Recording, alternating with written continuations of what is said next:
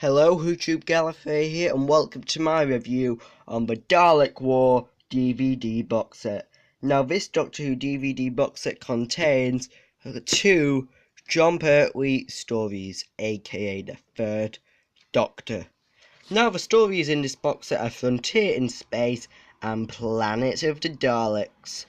Technically a 12-part story split into two 6-part stories. You can watch them both individually, or you can watch them both together. It doesn't really matter. So, looking at the box set in general, we have the PG logo there. What's inside? The Dalek War logo in silver shiny writing.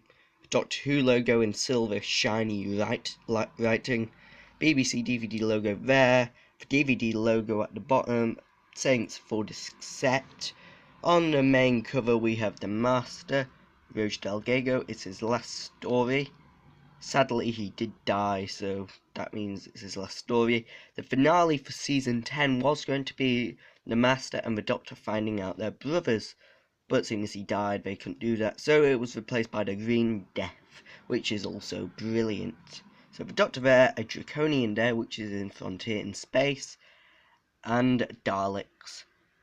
There's the gold and black Dalek in the middle, and beside them are two silver and blue 1960s Daleks. Looking at the background, there's the green circles of the TARDIS. Now looking at the spine, Doctor Who logo there, a smaller picture of the cover, Dalek War logo, what's inside, PG logo, BBC logo, and the To Entertain logo.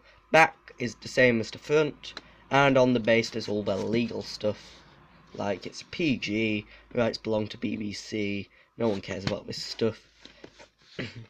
Looking at the top, there's the Doctor Who logo and the Dalek War logo. Looking at the spine, there's the two DVDs. So, that is coming up next.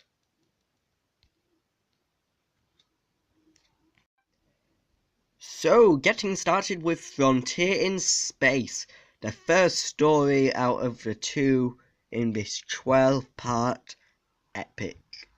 So, getting started with the DVD in general.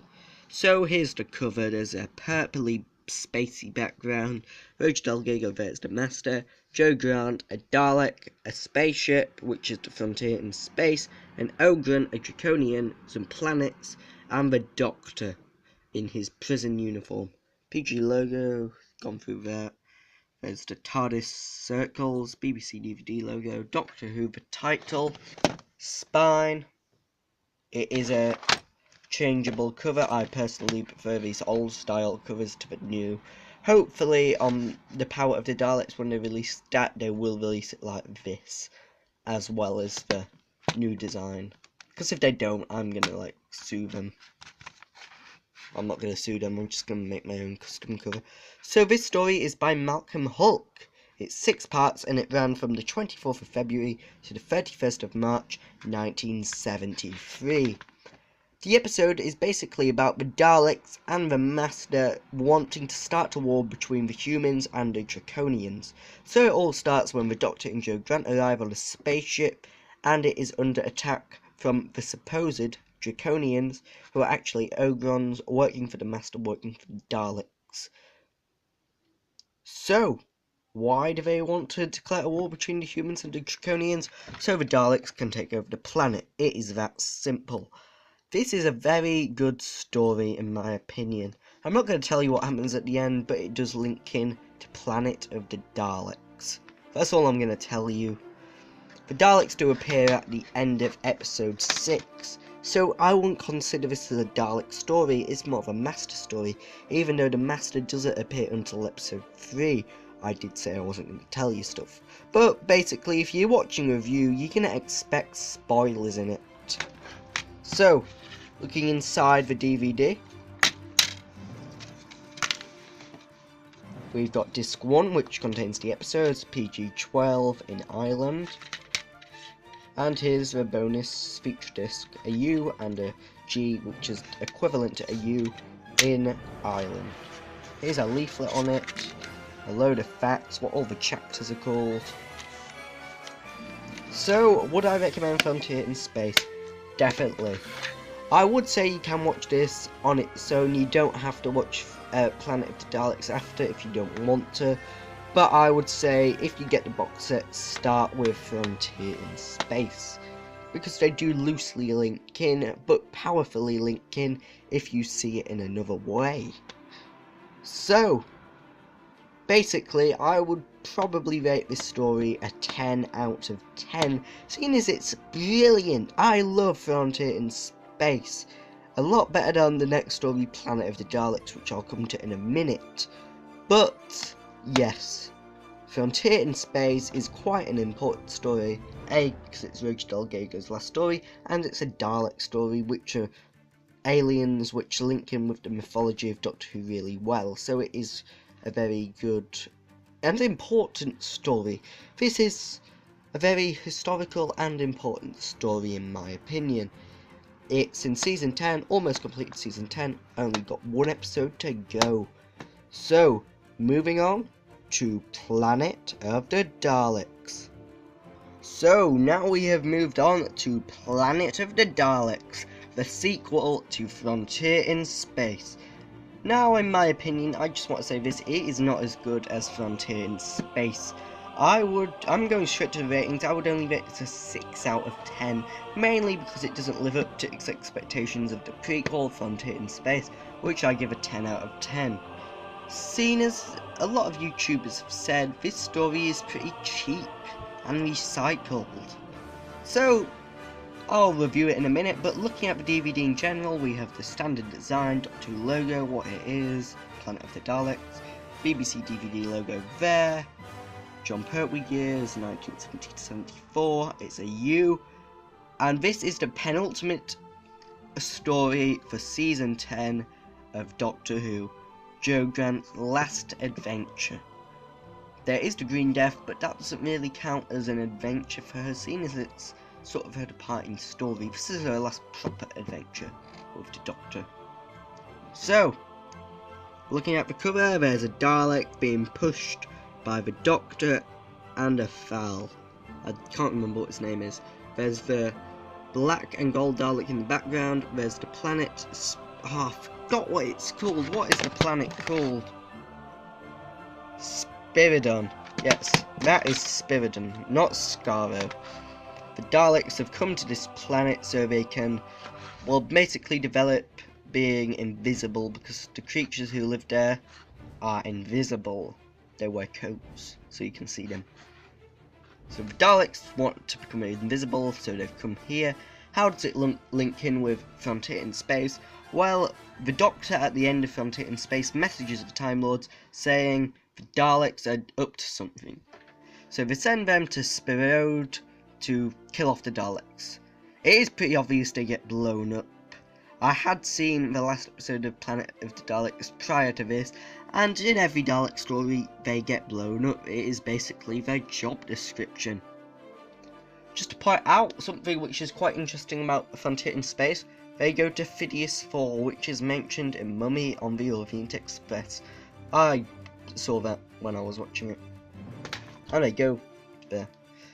So, looking at the spine, Planet of the Daleks, again it's a changeable cover. On the back there's some pictures, 10,000 Daleks.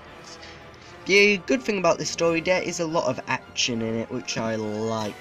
It's just very similar to the Daleks, the original story, seen as it's very jungly and kiddie. It's quite kiddie compared to Frontier in Space.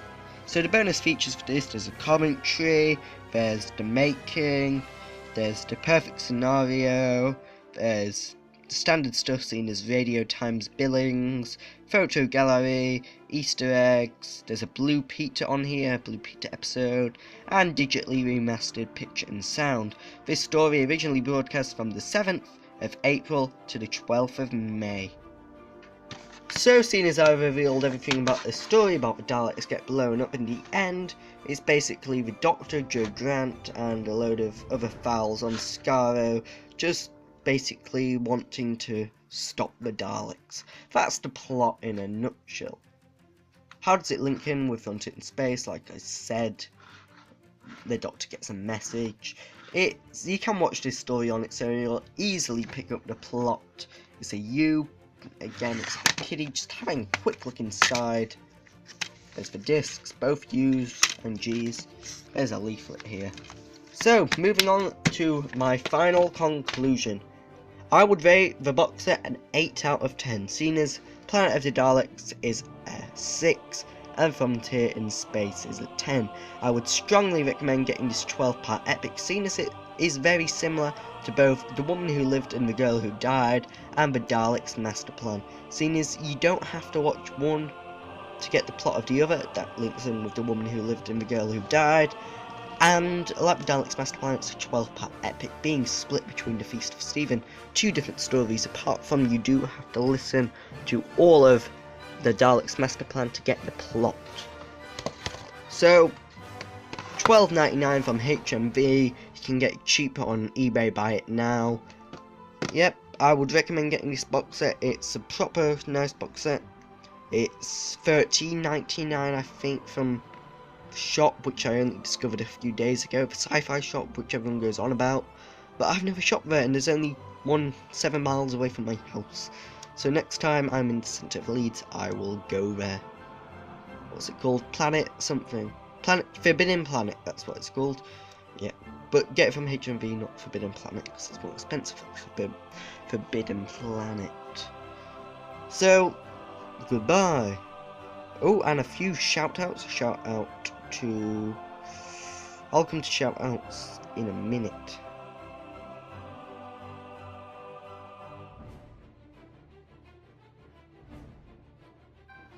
So, now the review on that's out of the way, let's go on to shoutouts.